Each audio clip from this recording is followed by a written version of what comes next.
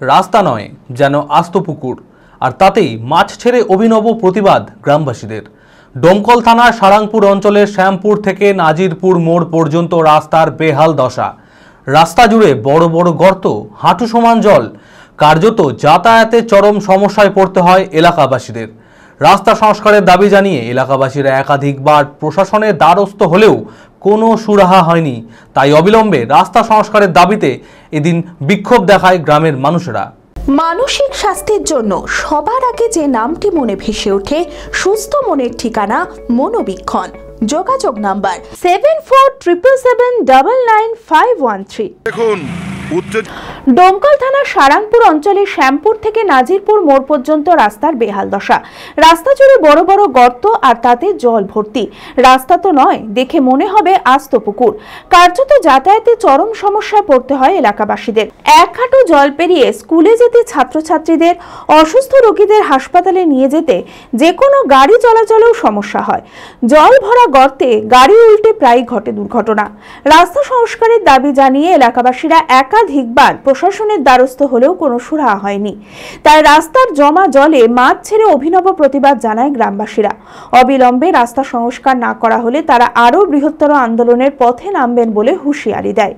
নাজিরপুর হইতে শ্যামপুর 9.5 কিলোমিটার রাস্তার যে বেহাল দশা, স্কুলে ছাত্রছাত্রীদের যাওয়ার চরম সমস্যা, অসুস্থ মানুষের হসপিটালে যেতে যাওয়ার সমস্যা, মানুষের কাজের ক্ষেত্রে জানানোর বিশাল সমস্যা।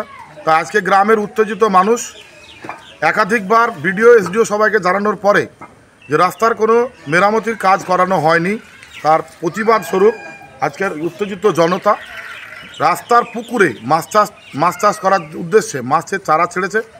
এবং এই প্রশাসনের দৃষ্টি আকর্ষণ করতে চাইছি, যদি রাস্তাটা অবিলম্বে মেরামত করা হোক। মেরামত যদি না হয় আমরা বৃহত্তর আন্দোলনে যেতে আগামী দিনে বাধ্য হব।